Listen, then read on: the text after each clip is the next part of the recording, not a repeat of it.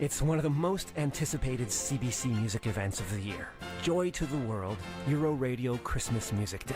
Hi, I'm Pietro Paolo, and I'd like to invite you to join me as I take you to the concert halls and churches of Europe and to Montreal for classical holiday favorites. This Sunday, starting at 9 a.m., 9:30 in Newfoundland on CBC Music and on the CBC Listen app. For the full broadcast schedule, go to cbcmusic.ca/joy. You know the feeling of finding a really good podcast? Or the feeling of someone always being there, like your favorite radio show? Stream CBC Podcasts, CBC Music, and CBC Radio anytime, anywhere.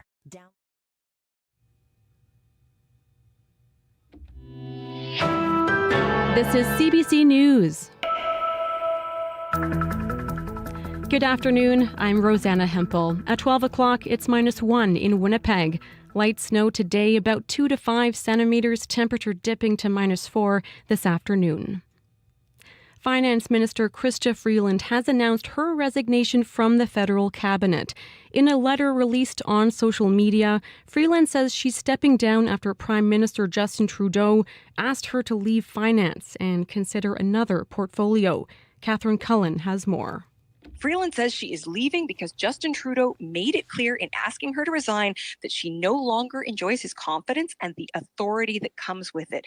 Freeland says that resigning is, quote, the only honest and viable path for her. And she makes what seems to be a clear swipe at the Prime Minister's financial plans here, too. She says in her statement that given the threat posed by Donald Trump's tariffs, Canada cannot afford, in her words, costly political gimmicks, which seems to be a reference to both the GST holiday that's underway right now and the plans for $250 checks to working Canadians, both of which were apparently created by the Prime Minister's office. Freeland says such gimmicks, quote, make Canadians doubt that we recognize the gravity of the moment. Now, it's worth noting that there has been reporting for some time that the Prime Minister's office wanted to bring in a new face for finance, former Bank of Canada Governor Mark Carney. It's also interesting to note that at the end of her statement, Freeland does say she will run again in the next election. Catherine Cullen, CBC News, Ottawa. Well, we're getting reaction from Manitoba's most senior MP on the sudden resignation of Chrystia Freeland. St. Boniface MP Dan Vandel spoke to reporters this morning. Just that I'm sorry to see Chrystia go. I thought she did a very good job, and we're going to continue to do what's best for the country. In October, Vandel announced he would not be running for re-election. He says it was time to move away from politics after 26 years, adding he still supported the Prime Minister. Canada's premiers are meeting today in Mississauga, Ontario, to discuss Donald Trump's threat to impose a tariff on Canadian exports. And as Kate McKenna reports, they are not yet in agreement on their plan of action. We had a great conversation last night. Ontario Premier Doug Ford says the focus today will be on convincing Donald Trump not to follow through on his tariff threat. The most critical things that President-elect Trump is looking for is to secure our border. We all agree on that. And making sure we hit our 2% NATO. Let's make no mistake about this. Everyone has their own interest. Last week, Ford said he'd be willing to shut off electricity exports to the United States if Trump moves ahead with the tariffs. Alberta Premier Danielle Smith says she's against all tariffs and will not support any move to block or slow oil exports. But the premiers will be making a joint statement, and all provinces need to sign on, and there may not be agreement over retaliatory measures. Ford says the statement will be a message for Trump and the Prime Minister, and while provinces are willing to pitch in resources, the border is federal jurisdiction. Kate McKenna, CBC News, Mississauga, Ontario. Back in Manitoba, a 34-year-old man has died after being shot early yesterday morning. RCMP were called to a highway near Ebb and Flow First Nation. They found an injured man lying beside a truck near the community's arena. He later died in hospital in Dauphin. RCMP have arrested a 53-year-old man. People living in a northern Manitoba community say they're relieved the Canada Post strike is coming to an end tomorrow. The postal workers have been ordered back to work as of tomorrow morning after walking the picket line for a month. Vicki Phillips is a registered nurse and a counselor in Lynn Lake. She says when it comes to rural and remote northern communities, Canada Post delivers everything from medications to water supply samples. Phillips says people have been scrambling. People would reach out. Anybody going to Thompson that can pick up some medication. The town had to drive the 8-hour return to take checks to some suppliers so that we could keep getting essential things to keep the town running. Phillips says she was surprised that Canada Post was considered an essential service during the pandemic, but not now. France is rushing emergency aid to Mayotte, its island territory in the Indian Ocean.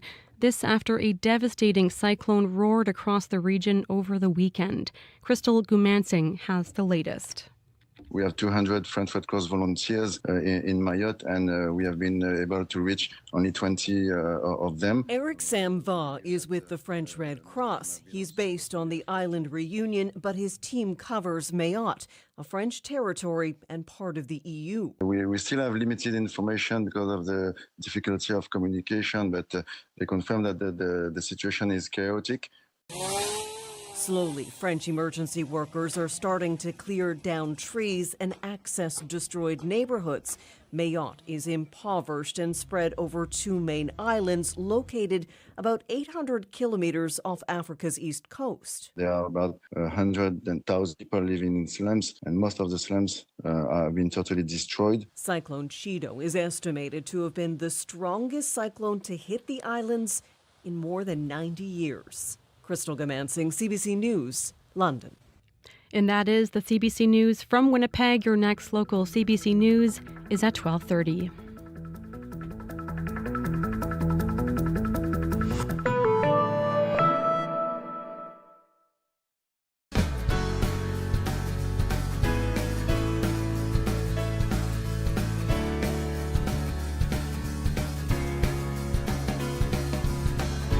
Good afternoon, Manitoba. You're listening to Radio Noon on CBC Radio 1, 89.3 FM in Winnipeg, 97.9 FM in Brandon, 100.9 FM in Thompson. I'm Emily Brass, filling in as your host today. Here's what's coming up on the show. There's a lot of action today at the Dauphin Friendship Center. Volunteers and staff from the center and from the local food bank are putting together hundreds of holiday hampers. We're going to hear more about the coordinated effort and how people can help. Brat, manifest, brain rot, polarization. Those words got a lot of mileage in 2024. Which words do you think were a little overused? We'd like to hear from you during our call-in conversation.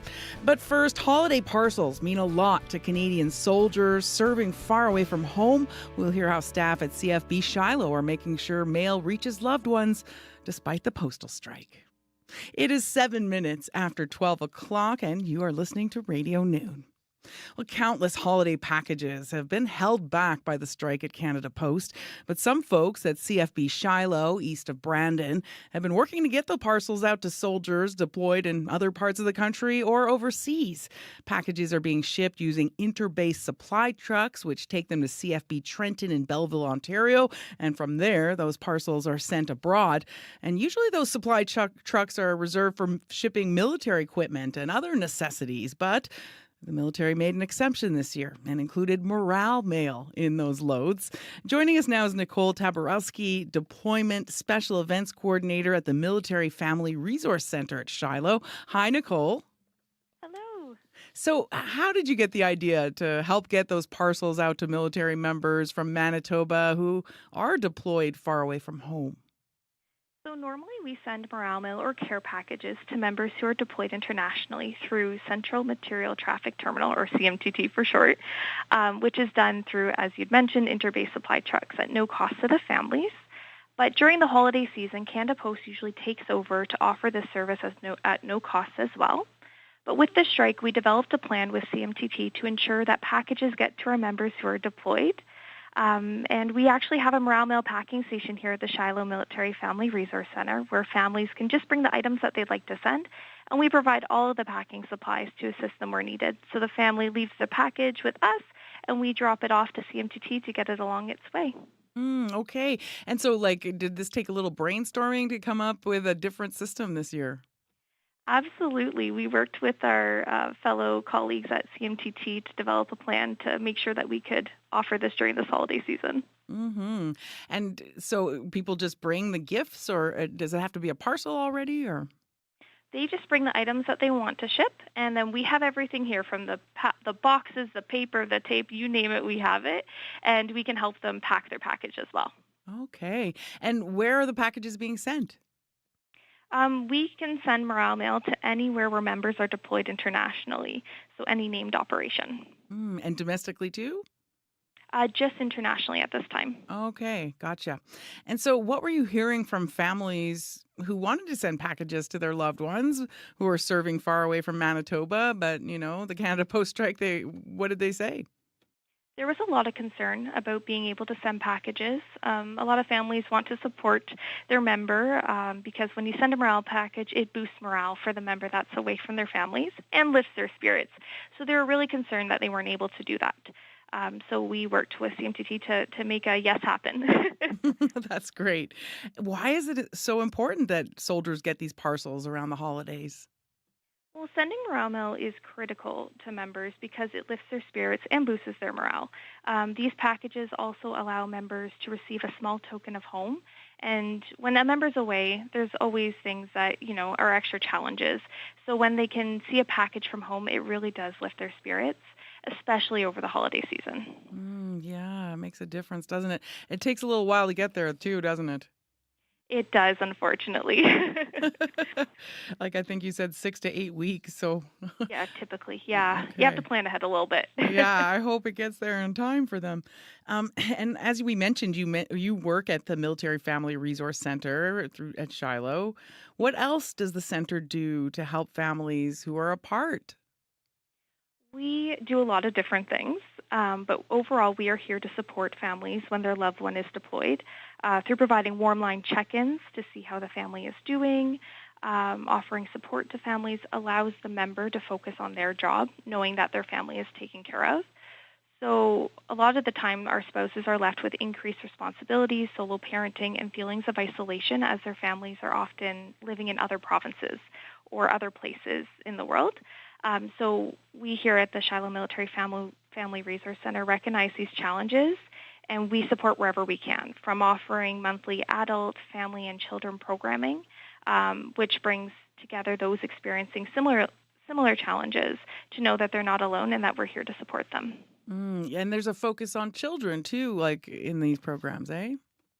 Yeah, we offer Deployment Saturdays is one of the programs we offer, which is one Saturday a month, and it allows children who are experiencing a deployment to come together under that shared experience and just interact with other children that are experiencing the same thing, as well as allows the parent a bit of a break to take care of themselves and practice self-care or whatever that they need to do.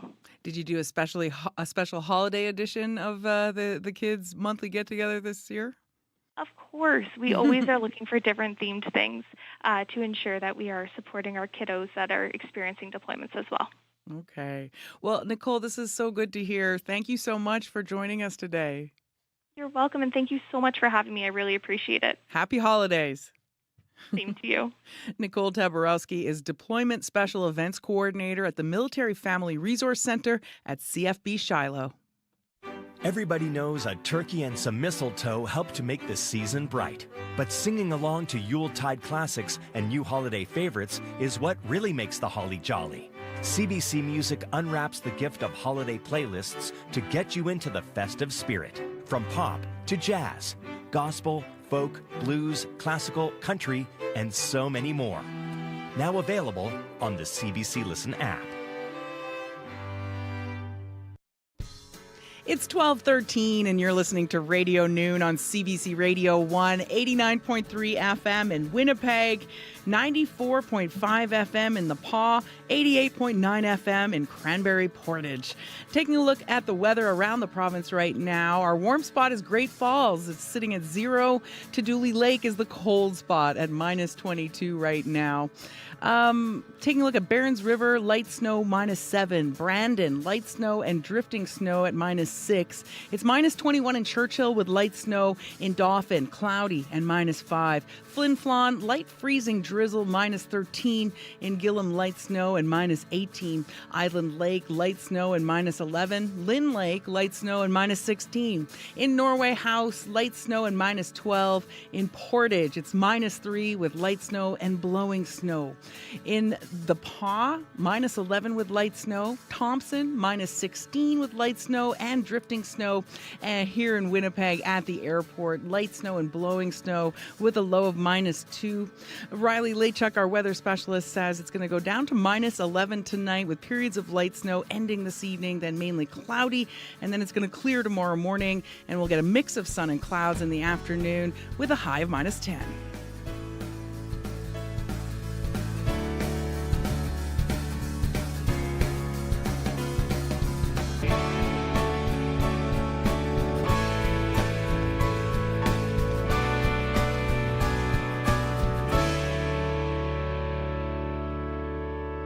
It's 12:15. I'm Emily Brass, filling in today as your host.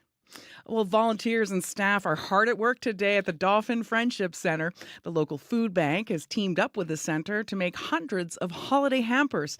Joining us now is Robin Gambler, a coordinator at the Friendship Center and the president of the Dauphin and District Food Bank. Hi, Robin. Hi. So the first round of hampers is going out to families through the Angel Tree program at the Friendship Center. What can you tell us about that program? Well, the Angel Tree is the Friendship Center program, and we have always supplied the gifts for all of the people that have applied for a Christmas hamper. So that's what we're doing right now. We're sorting and bagging and tagging and all the gifts and numbers of the hampers, which will go out Wednesday. Okay, so people they apply and then their name gets put on the tree. Is that how it is, or? I set up a tree and I have age and gender of every angel on the tree. People take an angel, they buy a gift, and they bring it back to us, or they drop it off at the Friendship Center. Or Parkland Title Loans in Dauphin. They collect gifts for us. Oh, great. And then what about the families who aren't adopted from the Angel Tree? What happens with them? Okay, if they're not adopted, then that's who the gifts are for, or the families that weren't adopted. Because if they were adopted, that agency or business takes care of the gifts. And I think you go shopping too, for some of the people who aren't adopted. Is that right? Well, after we're done today, we'll know what gifts we're short. And thanks to the generosity of Dauphin, we were able to get enough money to go and shop for what we need. Oh, that's great. And so let us know what is in the hampers. Well, if they weren't adopted, they will get a toy for each child, turkey, bread, milk, potatoes, and a gift card to finish their shopping for Christmas dinner and whatever snacks they want. Like, we give a good gift card, and the gift cards are all from the food bank. Well, that's going to make such a big difference. And that's not even all of the hampers that you're going to be sending out into the community. I think you're also putting together hundreds more that go out from the food bank, right? Yes, we do singles and couples, and any families that missed out on these ones, we will make sure we have family hampers for them. And we will do approximately 175 to 200 on Thursday. Wow. So that's hundreds and hundreds between the Angel Tree and the ones at the food bank. Yes. Yes. What kind of a difference does it make for people when they get one of these? You know what? When you see people's faces when they're picking up their hampers, it makes it all worthwhile. They're so happy. Even with the gifts, they're very happy. Yeah. We haven't had complaints on anything that we give out, so I guess that's a good thing. Yeah, no kidding. I bet you get a lot of thanks, in fact. Yes, we do. And Robin, you've been doing this now for over 20 years. Yes, I have. How great is the need right now in Dauphin compared to the past? You know what? Thanks to the program of Jordan's Principle, which definitely helped us out, our hamper numbers are a little bit lower because they look after a lot of families as well. But the need is very great in Dauphin, and I'm pretty sure surrounding anywhere. But with high rent, utilities, and lower wages, it's tough when they have to decide between food and rent. Yeah. People are having a hard time. No kidding. And then Christmas, and if you have kids, there's definitely, a pressure, eh? And if you have 4 kids, yeah. Do people have to contact the food bank in advance to get a hamper? Actually, we set up for an intake here, and we advertise great, and people will come in here, they apply for a family hampers. At the food bank, they just come with their medical cards. Okay. And then we put them into the computer. Gotcha. Okay, great. So I'm sure there's people listening out there who are wondering how they can help. Are you still taking donations? Are you still accepting volunteers? Where's it going with that? Volunteers are all in place. We have hockey teams and everything that come out and give us a hand and fill hampers. The volunteers here for the family hampers are all taken care of. We're getting everything done. That's great. The staff at the Friendship Center is very helpful to us. And then, can people still contribute? Do you still need some funds to finish up all the hampers? We would accept anything at any time. Like even the day we're giving out hampers, if someone has toys that they're still bringing, we pack them away and we'll bring them out for the next year to start off with. Yeah, so it's always a good time to help, not just at the holidays. Oh, for sure, yeah. Okay. And food bank, we accept food all year round. Dauphin is so generous. They keep our food bank stocked. They keep money coming in for us that if we need something at food bank, we can go and buy it. So, yeah, it all works out. It sounds like you have some great community cooperation and support helping, going on out there in Dauphin. Really nice to talk to you and get an update on all of this, Robin. Oh, well, that's great that you did this for us. And tell us again, for those donations, where should they be sent? Donations can be brought to the Friendship Center or the food bank. Okay. Well, thank you again, Robin. Have a great holiday. Okay, thank you. You too. Robin Gamler is a coordinator at the Friendship Center in Dauphin and also president of the Dauphin and District Food Bank.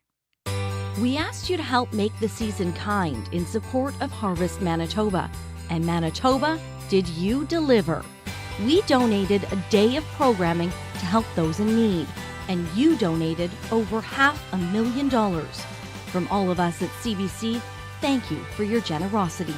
And thank you for helping make the season kind in support of those in need. Thank you, Manitoba! It's 12:22. You're listening to Radio Noon on CBC Radio 1, 89.3 FM in Winnipeg, 105.3 FM in Dauphin, 12:30 a.m. in Churchill. Well, Deputy Prime Minister and Finance Minister Chrystia Freeland announced this morning she's resigning from cabinet. Freeland said in a social media post she will continue on as an MP and is committed to running in the next federal election. Her cabinet colleague Sean Fraser was asked about Freeland's resignation during a press conference where Fraser said he's also leaving cabinet and won't run again. Here's what he had to say about Freeland. Look, I'll tell you that I had the opportunity to work alongside Minister Freeland as her parliamentary secretary during the second half of the COVID-19 pandemic. I found her to be professional, supportive of me as a member of Parliament, and I consider her a friend, and that friendship will continue long after my time in politics. What that says about not knowing her own take on the reasons behind that decision makes it very difficult for me to assess what it may mean. But my sense is that she's been an excellent team member to work alongside, and I continue to consider her a friend. When it comes to the government, if a portion of your question referred to my view on what it may mean for the government, is that as compared to the product on offer on the other side of the chamber, it's very clear that my own party supports the priorities that I think are most important to people at home. Investing in healthcare, putting money on the table to make life more affordable, doing something serious to address the pressing threat of climate change.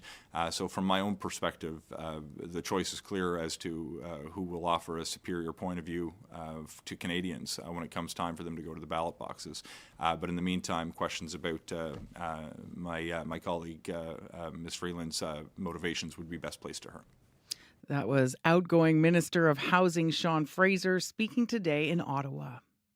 Well, we're coming up on local news time, but first, a bit of holiday music for you.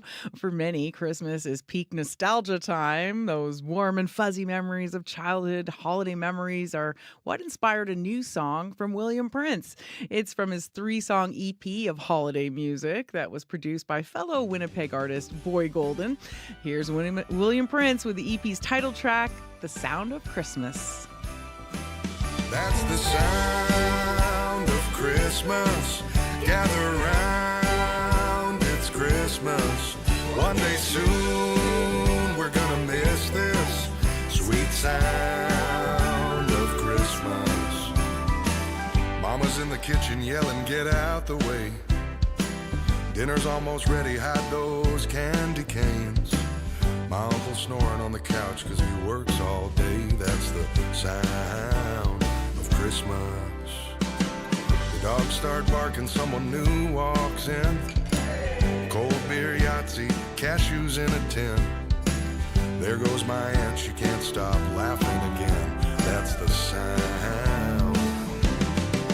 That's the sound of Christmas. Gather round, it's Christmas. One day soon we're gonna miss this sweet sound of Christmas. In the mall, a small child's crying out loud. Carols playing over a noisy crowd. Can't go up 'cause the escalator's down. That's the sound. That's the sound of Christmas. Gather round, it's Christmas. One day soon we're gonna miss this sweet sound of Christmas. I know you won't always be around, but I'll hold on to that beautiful sound. Sharpened skates on fresh cleared ice. Slapshot ringing off a frozen pipe. Chapel bells singing late into the night. That's the sound. That's the sound of Christmas. Gather round, it's Christmas. One day soon we're gonna miss this sweet sound of Christmas. That's the sound of Christmas. Gather round, it's Christmas. One day soon we're gonna miss this sweet sound of Christmas.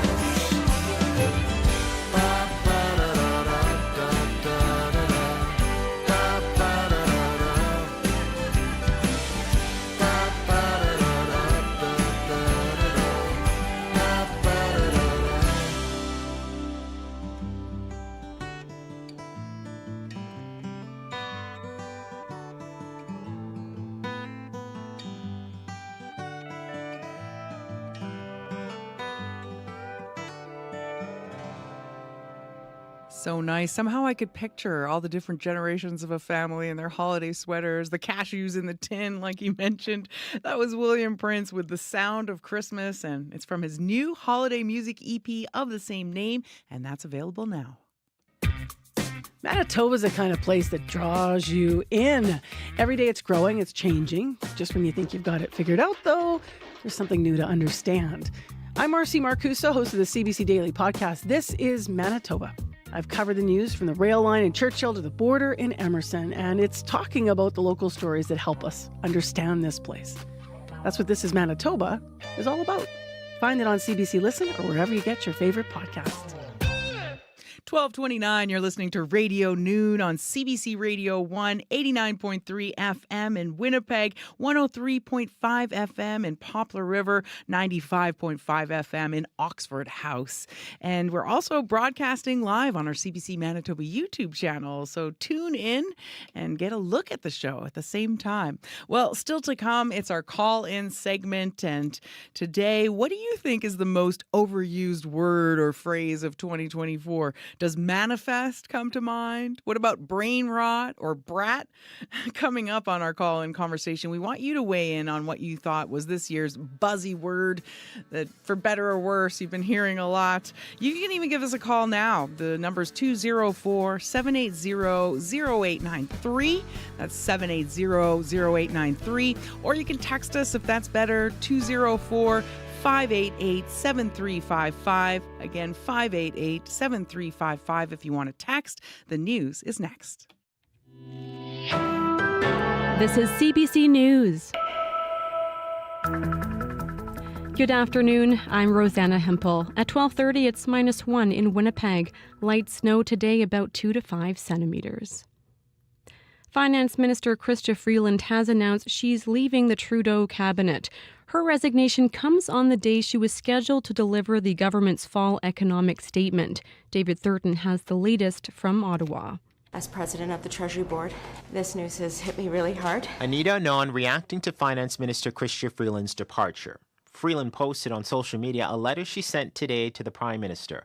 According to that letter, Trudeau informed Freeland he no longer wanted her as Finance Minister, offering her another cabinet position. Freeland states Trudeau made it clear she no longer enjoys his confidence. She added that she and the Prime Minister have been at odds as the country faces a grave challenge with the incoming Trump administration and its promise to slap a 25% tariff. Freeland writes that Canada needs to keep its fiscal powder dry, avoiding costly political gimmicks. Her exit is not the only one. I've advised the Prime Minister earlier this fall that I will not be seeking re-election. Housing Minister Sean Fraser also announcing his departure. David Thurton, CBC News, Ottawa.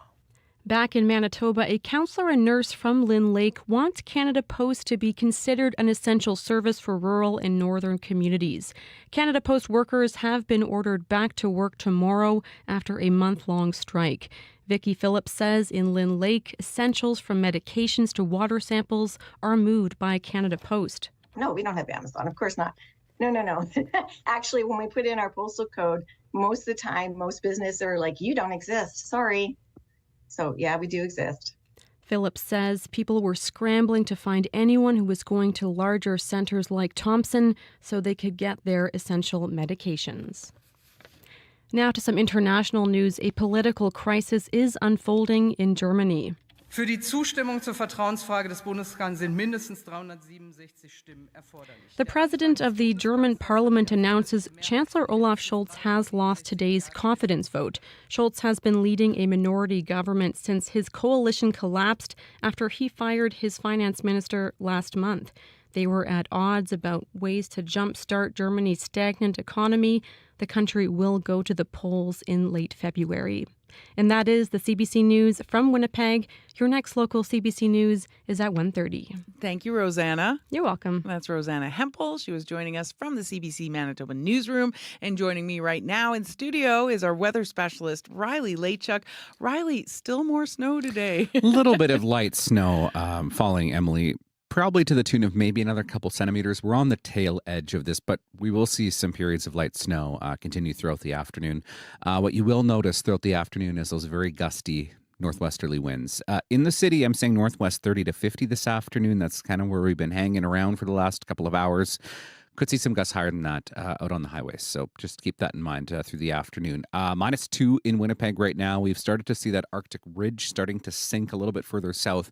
Brandon -6, -7 in Swan River, -16s right now for Thompson and Lynn Lakes. We'll start to see our temperature We'll see it continuing to fall as we get through the afternoon here in Winnipeg. By the afternoon, 4 o'clock, probably around -4, -5, and continuing to fall into the overnight hours. So as expected, still a little bit of light snow across southern Manitoba, really from just east of Brandon, east into the Red River Valley is where we're seeing that main pocket of snow, fairly widespread and scattered in nature, if that makes sense at all.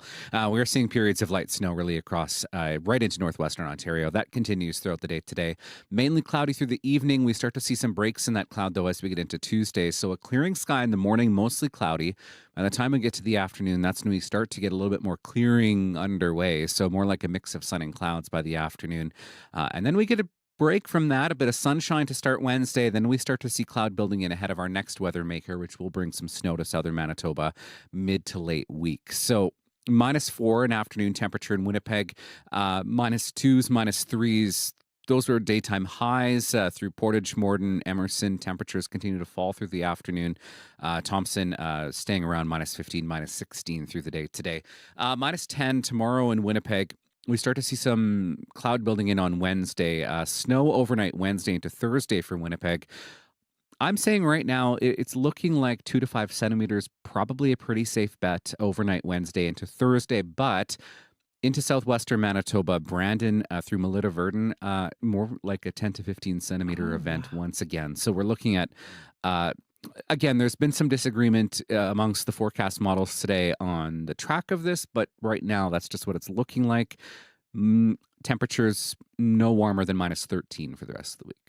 Poor Western Manitoba, just nonstop shoveling Can't catch this a year. break. No, Can't catch a they break. really can't. Well, thank you so much, Riley. You're welcome. That's Riley Lachuk, our weather specialist here at CBC Manitoba, and he'll be back during Up to Speed, which is on the air here between 3 and 6. He'll also, you can check him out on television on the CBC Winnipeg News at 6. It's 12:35. You're listening to Radio Noon on CBC Radio 1, 89.3 FM in Winnipeg, 101.5 FM in Grand Rapids, 99.9 FM in Moose Lake. I'm Emily Brass, filling in as your host today. Well, at the end of every year, many of the big dictionary publishers pick a word they think represents a tone or an event or a moment. For example, Oxford University Press picked brain rot. Brat is Collins Dictionary's words of the year. The Cambridge Dictionary chose manifest. What do you think should be the word or phrase of 2024, and why? What have you been hearing a lot that kind of sparked your ears to listen a little bit and wonder, what do they mean by that? Give us a call right now. It's 204-780-0893. Again, 204-780-0893. You can also text us. Maybe you're at work, and that's the easiest way. 204-588-7355. That's 588-7355. Joining us now over Zoom is Ann Curzon. She's an English professor at the University of Michigan and author of the book called Says Who? A Kinder, Funner Usage Guide for Everyone Who Cares About Words. Hello, Ann. Hello. So glad to be here to talk about words. Yeah, we're so glad to have a word specialist like you here. So what's your idea of the most overused word of 2024, Ann? Well, I'm a linguist and I study language change for a living. I study the history of the English language. So I study all of this with just fascination to look at what words are fashionable at a given moment, knowing that the fashions will change really quickly. And one of the things that I love doing when I teach is that the students at the beginning of every class teach me 1 or 2 new slang words. And that's how I try to stay hip with what's going on in the language, because of course, young people are, as one linguist puts it, the movers and shakers of language change. And so they're the ones to watch. Yeah. And so what was a word that kept coming up when you were talking to your students this year that, really struck you? Well, so some of the words that dictionaries are picking right now are words that I've heard from students. So things like demure is coming out of TikTok, or very demure, very mindful is an expression that many people will know. They taught me there's a set of terms around like main character moments and NPCs. And I quite like the phrase "for the plot," which is if there's something you're a little bit scared to do and you're trying to convince yourself to do it and you say, okay, I'm just going to do this for the plot because it's the plot of your life. And to make it interesting, this will make it interesting if I do this. Or if something bad happened, you can say, I really wish that hadn't happened, but for the plot. A life has twists and turns. Right. I love that. Look at your life as a plot. And then how about the demure one for people who didn't quite keep up with that one? What do they mean when they say it? It's a bit different than the usage of the past. Yeah, so this was popularized through TikToker Jules LeBron. And the phrase was very demure, very mindful. And the way students explain it to me is that it refers to being put together, having everything together, for example, at work. Very demure, very mindful. I have all of my stuff in order. Nice. Yeah. So we have a text. Billiam T texted that the word of the year should be skibidi riz. Giving compliments to someone who's good at something, and he's touching on people creating and making these kinds of words. What do you think about that one, riz? Yeah, so a few thoughts about riz. Riz was picked as the word of the year last year by Oxford. It's a shortening from charisma, which is a really interesting shortening when you get just the middle of a word. You lop off the beginning and you lop off the end. So as a linguist, I find that really interesting. For people who don't know this word, students explain it to me as something like having game. When I was younger, we would say somebody has game. Some flirtation, you can riz someone up, which is to flirt with them, usually successfully. A couple other notes about riz. Sometimes I will see people refer to riz as quote unquote internet slang. And I want to be careful with that because riz, the origins of riz are African-American slang. It was popularized on the internet. So you have a streamer, Kai Cenat, and he popularized riz, but it's really important to recognize where the word is actually coming from before it gets popularized through social media. Excellent point. Give us a call if you want to let us know what word or phrase of 2024 stood out to you. Let us know why. Call us at 204-780-0893 or text us at 204-588-7355. We've got Ann Curzan on the line. She's an English professor at the University of Michigan and author of the book Says Who, a kinder, funner usage guide for everyone who cares about words. And you were touching on there how riz originally came from African-American slang. A lot of words actually come from African-American slang, right? Like it's very common that a lot of the slang we use actually came from there. Absolutely. And it's important to credit the community where a lot of these words are coming from and recognize the ways in which we might use the verb appropriated into more widespread usage. It's also really important to recognize that slang tends to move fast because once a word comes to be used widely, it stops being rebellious. And one of the definitions of slang is that it's a little bit irreverent, it's a little bit rebellious, and it's often coming from groups who are socially marginalized. So that's why we'll see it with young people. We'll also see it with social groups, be that based on race and ethnicity or other identity factors, who have been socially marginalized and are using language to push back in various ways. Now, there are some slang words that have been around a long time, like cool, which has been around for a surprisingly long time. And then it's also worth noting that some of the words of the year that we've already seen voted on this fall, as 2024 comes to an end, are really not slangy. So Merriam-Webster just released their word of the year for 2024, and it is polarization. So not very slangy. And then Oxford's word for 2024, which some people say it's not a word, it's two words, is brain rot. Yeah, tell us about that one. So brain rot, first of all, let's deal with the spelling. A linguists consider compounds one word. So if you think about something like ice cream or chalkboard, Right. these are compounds. We tend to think of them as one word. And brain rot, you will see spelled as two words, as one word, and as a hyphenated word. So you will get all three spellings. Brain rot is used to describe both the kind of mindless, bad quality internet content that is, one could argue, not good for our brains, as well as the psychological or cognitive effects of that content on our brains.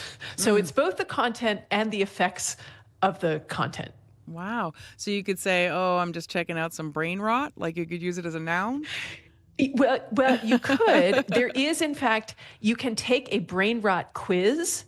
And if you're able to answer too many of the questions, it means that perhaps you have been spending too much time consuming bad digital media. And this returns us to the texter, one of the terms as well as videos that people say encapsulates brain rot is skibbity toilet. Really? Okay. Yeah, that's a new one to me. Give us a call. Let us know what are the words that stood out to you this year that you heard used again and again and again. 204-780-0893 or text us at 204-588-7355. So in what ways, you talked about Merriam-Webster chose polarization. In what ways has that word been overused, especially like in political terms? Yeah, I think that the editors at Merriam-Webster were trying to capture this tendency to move toward the extremes. And certainly we're seeing that in the United States, but also elsewhere. And that they, as they look at both what people are looking up in dictionaries, but also what the editors feel like captures, sometimes we will say, the zeitgeist of the moment. I noticed that also another word of the year that got chosen was manifest. And I've been interested in this one. So Cambridge Dictionary for 2024 picked manifest. And I started hearing students use this in a way that I cannot. And they would say, I'm going to manifest a good grade on this exam. And I thought, I cannot say that. I cannot manifest things. So that use of manifest is to think good things into being. And so I started to look into this. You can find evidence of it actually back into the 1980s. And it looks like it got popularized by Rhonda Byrne's 2006 self-help book, The Secret. And it was this idea that you could manifest a good man, you could manifest a better life. But it got popularized starting in around 2017 with wellness, a focus on wellness and self-care. And then during the pandemic, manifest just took off because I think lots of people, as they were stuck in their homes, were trying to manifest a different life than the one that they were experiencing at the time. And so we see that use of manifest being captured in someone else's choice of the word of the year. Yeah. But one other thing to note, the original word of the year vote was by the American Dialect Society. It's a professional organization of linguists who study the history of varieties of languages in North America. And we started in 1990. It was a way to bring attention to the work we do, to celebrate language change, and it was designed to be fun. And then starting in the early 2000s, Oxford and Merriam-Webster started to pick up this idea of voting on the word of the year. Wow. Yeah. What an evolution there. And we do have a caller on the line. Shane is calling us and says there's some words that he hasn't heard nearly enough of, like integrity. Shane, hi. Let us know more what you're thinking there. Well, words and words like integrity have been lost. The meaning can be totally lost to our society, as with the word truth. But the word that is most disgusting to me is the word news. We have newspapers that are reporting on meaningless tripe, and they're totally ignoring, climate change. And then the word tax, oh my God, so misunderstood. Okay. Well, thank you for that call, Shane. We appreciate that. Would you say, Anne, that there are some words that haven't been used enough or that are falling to the wayside that you know of? I think Shane's making such an important point about the power of language and that it's something we all need to pay attention to, the ways in which people are using language and potentially using it to misinform or disinform, and as well as to inform. Language is such a powerful tool. It can heal and it can hurt. It can inform and it can misinform. And so we should be tracking on words like news and truth to see how they're being used. And if you look back at these votes on the word of the year, I think it's actually 2005 that the American Dialect Society voted truthiness as the word of the year. This idea that if you say something enough, it will be seen to be true.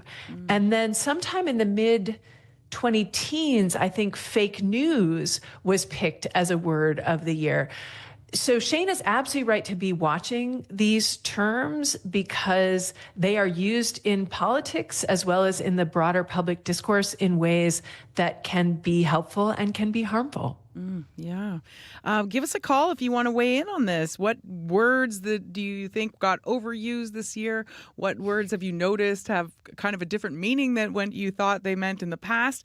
Numbers 204-780-0893. You can text us at 204-588-7355. We've got Anne Curzan, who's a specialist in words, you would say. And what do you think about brat? That's another one that made it to one of the lists. What do you think about that word and what it's come to mean? So Collins English Dictionary picked brat for 2024. This is coming from Charlie XCX, the singer, who released an album called Brat, and many people called the summer of 2024 Brat Summer. And when Charlie XCX said that Kamala Harris was brat, that got a lot of attention. And it seems to, I may not get this totally right, but it seems to refer to a kind of confident rebelliousness, playfulness, boldness, maybe not being totally well behaved would be brat. Okay. And then what happens to these like ultra trendy words once they're overused, Anne? Yeah, so many things can happen to them. And linguists are tracking this, and dictionary editors. So one of the things that dictionary editors will say that they're doing is trying to keep up with us. So we will always be changing the language, be that new words or new meanings to words. And the dictionary editors are watching that and trying to record it in dictionaries. But they also want to see, is this going to be just a really short-lived fad that quote unquote doesn't have legs, in which case they may not want to capture it in a dictionary? Or is this one going to last for quite a while? And so right now, if something's really new, we probably won't be able to tell. But if we go back to brain rot actually is not new. As the editors at Oxford made clear when they said this is our 2024 word of the year, the first instance we have recorded in print is from Thoreau in Walden in 1854. So he was worried about brain rot. And then when I went and looked in Google Books to see what other examples you can find, you see the generational anxieties around brain rot. So when I would have been a teenager, the concern was that soap operas were creating brain rot. And then it was video games that were creating brain rot. So there is a perennial concern about brain rot. The source of the brain rot may be different, but that word itself is actually not new. Yeah, and maybe it's not such a bad thing to give your brain a little break and take in some of that content. It's funny that we see it as so negative. Well, we did get a call. Troy called and told us that he thinks a word he's noticed that's been used a lot is heal or healing, and that there's lots of anxiety in the world. So this is And he's heard. He said he's heard. HEAL. He says he's heard it so much he thinks it's maybe due to the state of the world. What would you think? Is healing one of those words that's being used a lot more now? Well, I would want to look in the wonderful resources that we now have where we can track trends over time to see what's going on with that. But my gut tells me that we are hearing about healing, be that part of a focus on wellness or a focus on polarization, for example, of how do we overcome polarization? Again, the term that Merriam-Webster picked as the word of the year. And this question of if we're going to have these divides and these extremes, how can we come back together? How can we create unity? How can we heal the rifts and the divisions that have been caused by polarization? So I think one could make the argument that these are linked, some in more positive ways and some in less positive ways. Good point there. And it's been so nice talking to you. Thank you so much for joining us today. Thank you. And thanks for your interest in words and what's happening in the language. Awesome. Ann Curzan is an English professor at the University of Michigan. She's also author of the book called Says Who, a kinder, funner usage guide for everyone who cares about words. CBC Kids also has a quiz you can get your children to do and see how many words of the year they get right. Maybe you take the test yourself and see how you compare. The kids might do better. As Ann pointed out, a lot of the time these words come from the youth. And for that quiz, you can go to cbc.ca/kidsnews.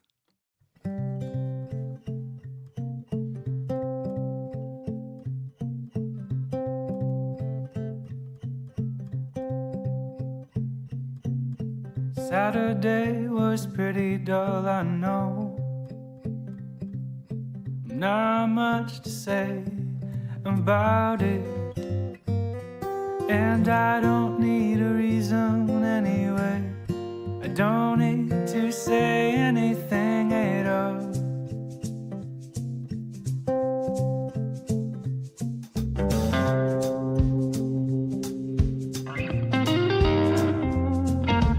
Sometimes I think you're in my life, and other times I cannot tell the difference. You would not give a signal anyway. I gave you no reason to say.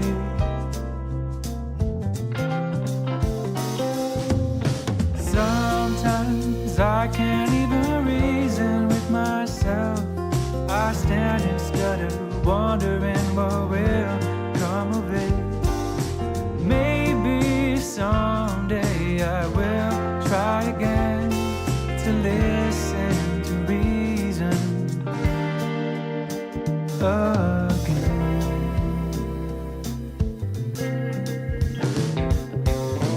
Yesterday was a sunny afternoon. The birds are gone and summer's blown away.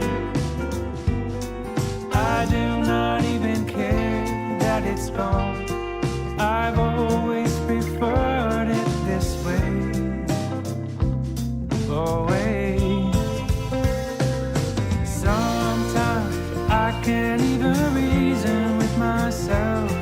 I stand and stutter, wondering what will come of it. Maybe someday I will try again to listen to reason again.